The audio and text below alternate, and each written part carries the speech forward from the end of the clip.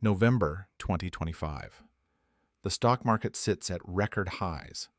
Technology companies trade at valuations that would have been called insane just 5 years ago. 7 stocks, Apple, Microsoft, Nvidia, Amazon, Google, Meta, Tesla, now represent 35% of the entire S&P 500's value. And across trading platforms, millions of retail investors are buying with borrowed money, convinced this time is different. It isn't. There's a pattern that precedes every major financial collapse in modern history. Not similar. Identical.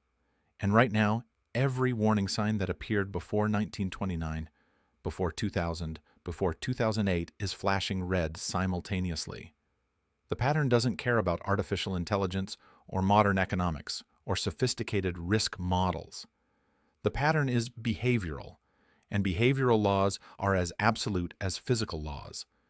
This is the story of how financial systems destroy themselves through collective forgetting. How it happened in 1929, in 2000, in 2008, and why the mathematics of the current moment suggest 2026 will be the next chapter. Financial crises don't begin with the crash. They begin years earlier with a phenomenon called financial amnesia, the collective forgetting of previous lessons. When this forgetting becomes universal, risk gets mispriced. Speculative bubbles inflate, and the system becomes structurally fragile. The mechanism is consistent. First comes an innovation, something genuinely transformative that changes how the economy functions. In the 1920s, it was electricity, radio, and the automobile. In the 1990s, the internet. In the 2000s, financial derivatives. Today, artificial intelligence. The innovation is real. The economic transformation is real. But the innovation becomes the justification for abandoning every rule about valuation and risk. This is when the delusion takes hold, the belief that traditional metrics no longer apply, that we've entered a new paradigm where the old cautions are obsolete. And once that belief spreads, 3 forces converge to accelerate the mania. Greed, not just individual desire for profit, but institutional greed structured into compensation systems and quarterly performance metrics. Corporate culture that rewards immediate gains over long-term stability, that ties bonuses to short-term risk-taking, that punishes anyone who questions the momentum.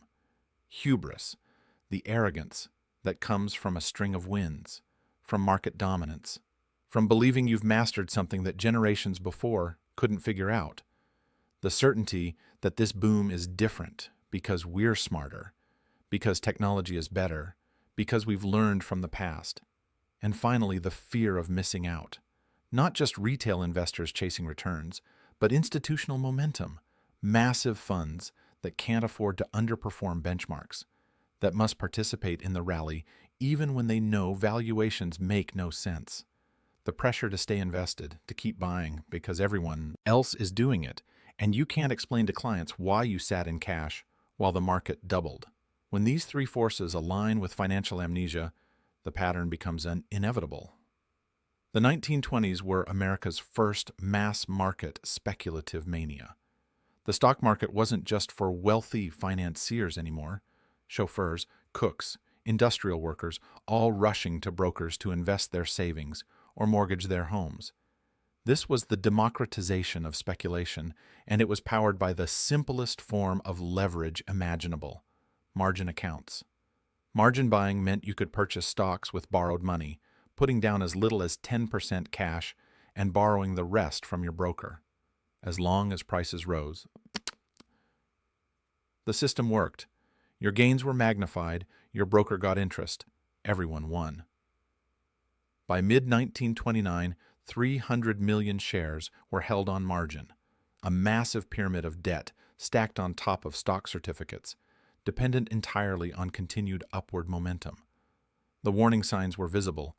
Market prices had reached levels with no historical precedent. Charles Mitchell, president of National City Bank, was publicly encouraging investors to keep buying even as prices gyrated wildly in September 1929. The financial establishment had convinced itself that America had reached a permanent plateau of prosperity. on October 24th, Black Thursday, the rush to buy converted instantly into a rush to sell. Mitchell and a coalition of bankers tried to stem the panic by publicly purchasing large blocks of shares at high prices, a display of capital meant to restore confidence. It failed completely. Within days, the market was in freefall. But the real disaster wasn't the crash itself. It was what happened next. The Federal Reserve Bank of New York acted immediately, cutting interest rates and lending heavily to banks. The broader Federal Reserve System did almost nothing. Through 3 years of banking panics and failures, through massive declines in prices and output, the Fed largely stood aside. This passive failure transformed a stock market crash into the Great Depression. The political consequence was immediate. The public narrative blamed financial manipulation by bankers and wealthy speculators. Congress responded with sweeping reforms, separating commercial and investment banking, creating deposit insurance, establishing securities regulation. The lesson seemed clear. Unregulated speculation plus debt equals disaster. That lesson lasted approximately 70 years. The dot-com bubble was different. This wasn't about debt or leverage in the traditional sense. This was pure valuation mania driven by genuine technological revolution. The internet was transforming everything: how people communicated, shopped, consumed media, and Wall Street decided that any company with a .com in its name was worth betting on, regardless of whether it had revenue, profits, or a viable business model. The Nasdaq soared 600% between 1995 and March 2000. Investment banks were underwriting initial public offerings for companies that had never earned a dollar. Venture capitalists were funding startups based on traffic projections and user growth, not actual business fundamentals. And retail investors, watching internet stocks double and triple in months, piled in with a fervor that made 1929 look restrained. Alan Greenspan, Federal Reserve Chairman, raised concerns about irrational exuberance in late 1996. The market doubled over the next 2 years. That outcome, where stocks kept rising long past the point of known overvaluation, did more damage than silence would have. It taught an entire generation of investors that warnings could be ignored, that speculation was justified as long as momentum continued. When reality reasserted itself, the correction was brutal. The Nasdaq collapsed 77% from peak to trough. Established tech giants like Cisco and Intel lost 80% of their value. Hundreds of dot-com startups went bankrupt, vaporizing billions in investor capital. But here's what made 2000 different from 1929. The banking system remained stable. This was a stock market crash, not a credit crisis. Savings accounts were safe. Commercial real estate was fine. The broader economy entered a mild recession and recovered within 2 years. Total market recovery took longer, but by 2007 the indexes were back at new highs. This limited damage created a dangerous precedent. Policymakers concluded that they could allow asset bubbles to inflate, then clean up the mess afterward through interest rate cuts and targeted intervention. The strategy seemed validated, and that validation set the stage for something far worse. The 2008 collapse represented an evolution in systemic risk, from transparent leverage to deliberately obscured complexity. This wasn't retail investors buying stocks on margin. This was institutionalized, layered, opaque leverage distributed throughout the global financial system in ways that made governance nearly impossible. The mechanism began with mortgage credit expansion, following the longest sustained period of loose monetary policy in half a century. Banks and mortgage brokers were lending to people with minimal income verification, minimal down payments, minimal ability to repay. The phrase subprime became shorthand for loans that never should have been made. But those bad loans were just the foundation.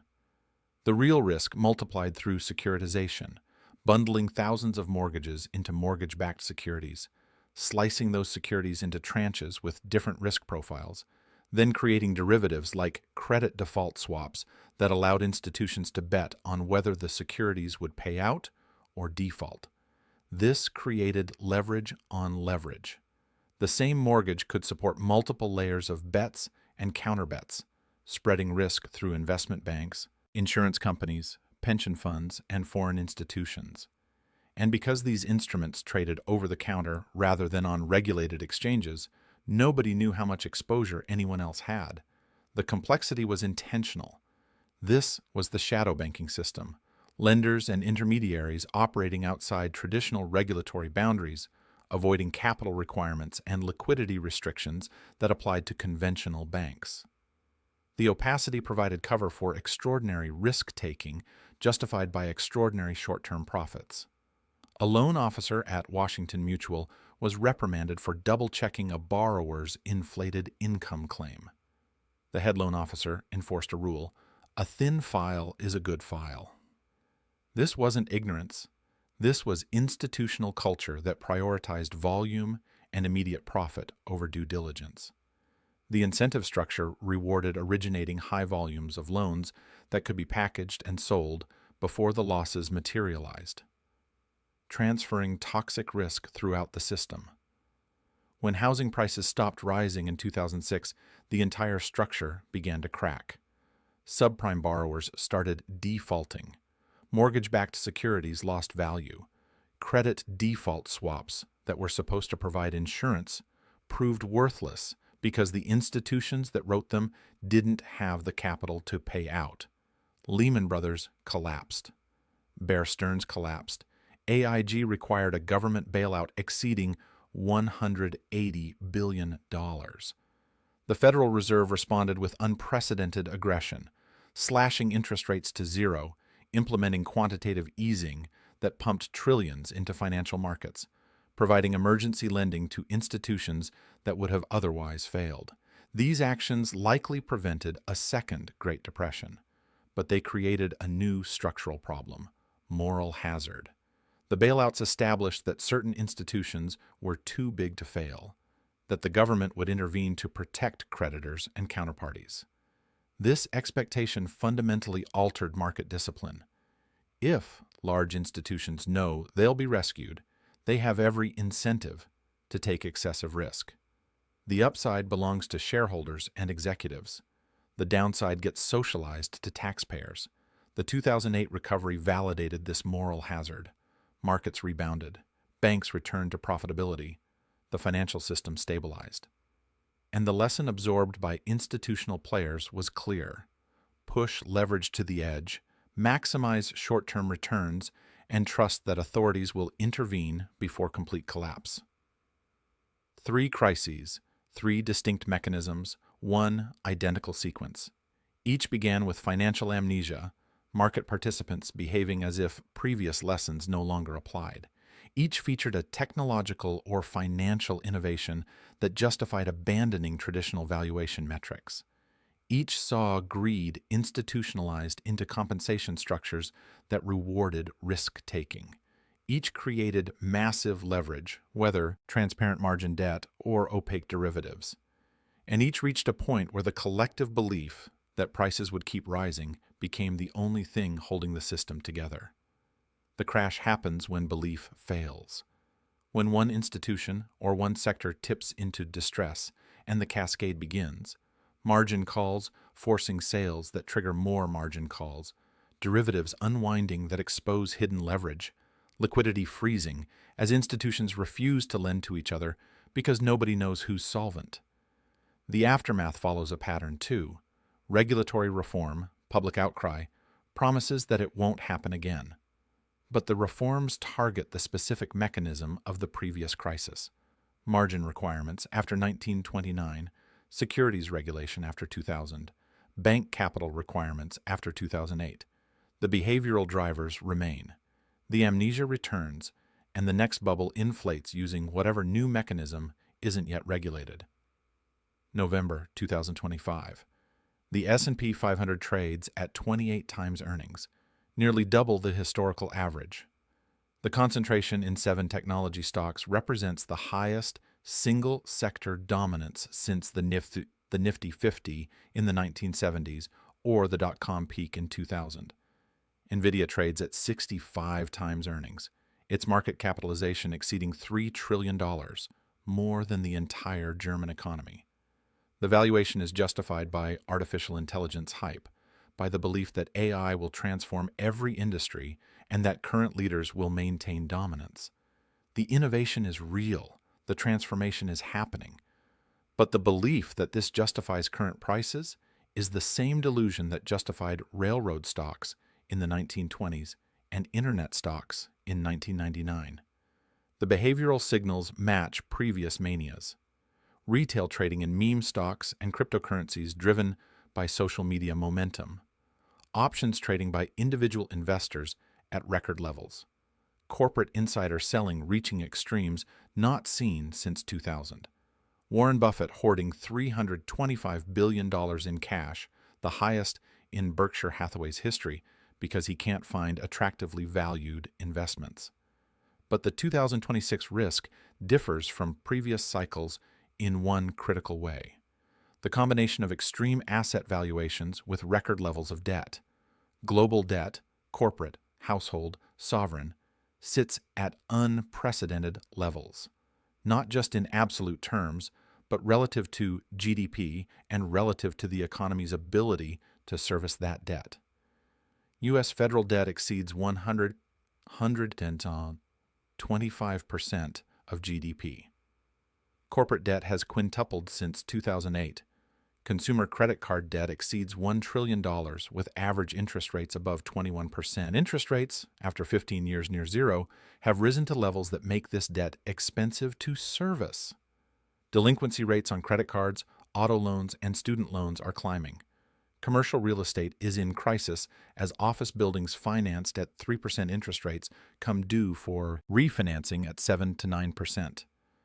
The buildings can't support the debt service. Defaults are beginning. This creates a different kind of crisis than 2008. In 2008, the problem was liquidity. Institutions had good assets but couldn't sell them fast enough to meet obligations. The solution was flooding the system with cash. In 2026, the problem will be solvency. Institutions and governments have more debt than they can ever repay at current interest rates. You can't solve solvency with liquidity. The Federal Reserve faces an impossible choice: cut rates and restart inflation that just took painful years to control, or hold rates steady and watch over-leveraged institutions default. There's no middle path. The tools that worked in 2008, zero rates, quantitative easing, unlimited bailouts, can't be used again without destroying the currency's value. The pattern repeats because we've institutionalized moral hazard. Large financial institutions operate with structural certainty that they'll be rescued. This encourages risk-taking that would be irrational in a genuine free market. When Bear Stearns and Lehman collapsed, when AIG required bailout, the lesson learned by survivors wasn't reduce leverage. It was be big enough that failure threatens the system. Central banks can't acknowledge this trap. Admitting that major institutions are guaranteed backstops would make the moral hazard explicit and legal. So policy operates in deliberate ambiguity, never quite promising rescue, never quite allowing failure. This ambiguity doesn't reduce risk. It concentrates risk in the institutions most capable of exploiting the implicit guarantee. The regulatory response after each crisis targets the previous mechanism while missing the behavioral core. After 1929, we separated commercial and investment banking, but didn't address the incentives that reward short-term speculation. After 2000, we increased disclosure requirements, but didn't prevent institutions from building the shadow banking system. After 2008, we raised capital requirements for traditional banks, but allowed risk to migrate to unregulated entities. The current system combines the worst elements of all three periods. We have 1929's concentration in a handful of stocks. We have 2000's valuation detachment driven by technological enthusiasm. We have 2008's opacity and systemic complexity. And we've added record debt levels with limited policy tools to address a crisis. Financial crises aren't black swans. They're the predictable result of specific conditions: excessive credit growth, widespread speculation, concentrated market structure, and institutional moral hazard.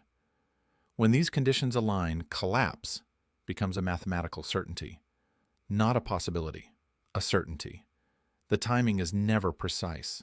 Markets can remain irrational longer than any individual can remain solvent, but the pattern defines a window. The yield curve inverted in July 2022 and normalized in September 2024. Historical analysis shows recessions begin 3 to 12 months after normalization. Commercial mortgage refinancing peaks through 2025 and 2026. Consumer delinquencies are rising now. Corporate bonds are being downgraded to junk status at accelerating rates. The trigger will seem manageable at first. An earnings miss by a major tech company. A regional bank failure slightly larger than expected. A geopolitical shock that disrupts supply chains. The trigger itself almost doesn't matter because the system is structurally fragile. What matters is the cascade. How one failure triggers algorithmic selling that triggers margin calls, that trigger forced liquidation, that reveals hidden leverage, that freezes credit markets, that exposes which institutions are solvent and which were only viable in a rising market. The Magnificent Seven could drop 30% in days, taking the entire index down 6 to 9%. Margin calls would force retail investors to sell. Risk management algorithms would force institutional selling. Within a month, stocks could be down 40%. Within 6 months, down 60 to 70%. Housing would freeze as buyers disappear and sellers refuse to accept lower prices. Commercial real estate defaults would cascade through regional banks. The FDIC's $125 billion insurance fund would prove laughably inadequate for multiple large bank failures. The government would have to print money to cover deposits, accelerating inflation even as the economy contracts. Unemployment would rise from 4% to 10 or 12% within a year as companies facing collapsing revenues eliminate jobs. The Federal Reserve would face the impossible choice between depression and currency destruction. There is no policy option that prevents severe pain. Financial history doesn't repeat, but it rhymes with perfect meter. The pattern is behavioral, and humans don't change. We forget. We convince ourselves the old rules don't apply. We structure incentives that reward short-term thinking. We build complexity to hide risk. We create moral hazard by promising rescue. And then we're surprised when it collapses. The academic response will be predictable. Debates about whether it was government failure or market failure, whether regulation was too tight or too loose, whether the Fed moved too slowly or too aggressively. This debate misses the point. The pattern transcends specific policy choices. It emerges from the interaction between human psychology and leveraged financial systems. Breaking the cycle requires addressing the behavioral core. Imposing real consequences for excessive risk-taking, not bailouts that validate it. Forcing transparency in financial instruments, not allowing complexity to shield risk. Aligning incentive structures with long-term stability, not quarterly performance. And most critically, resisting the institutional pressure to enable speculation during boom times. None of this will happen. The political economy that creates moral hazard, the revolving door between Wall Street and regulatory agencies, the campaign finance that makes legislators dependent on financial sector contributions, the complexity that makes genuine oversight nearly impossible, ensures that meaningful reform only comes after collapse, not before. The 2026 crisis, when it comes, will be called unprecedented. Market commentators will point to artificial intelligence or geopolitical tensions or monetary policy mistakes as if these were root causes rather than triggers. The real cause will be the same as 1929, the same as 2000, the same as 2008. Financial amnesia combined with excessive leverage applied to whatever asset class current enthusiasm has elevated beyond rational valuation. The pattern is absolute, the mathematics is unforgiving, and the window is closing.